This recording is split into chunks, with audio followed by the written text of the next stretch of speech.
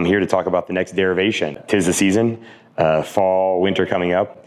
We had some beautiful barrels. We started really increasing our imperial stout barrel production, or trying to at least, a couple years ago. So we're starting to see a lot of those come to maturity. And while we were doing some blending earlier, a couple months ago for beer barrel time, we found a bunch of other barrels that we thought were ready to go in different, but down different avenues. So derivation number 21 is join us here.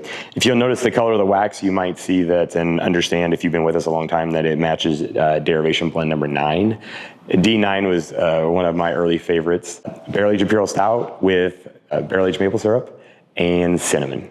The maple cinnamon combo just is amazing. I remember when we did the original release, Ronnie was here making pancakes, and we were having pancakes next to this beer for the release. It was awesome. And now Ronnie actually has an awesome restaurant here in Maplewood, right down the street from us. So if you're ever around, you should check out his food there too. He doesn't make pancakes, but Derivation 9 was such a fun release, and a beer that stood out from the rest.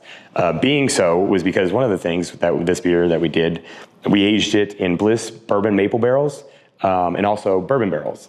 Being those Bliss Bourbon maple barrels the maple syrup had already stripped a lot of the barrel characteristics.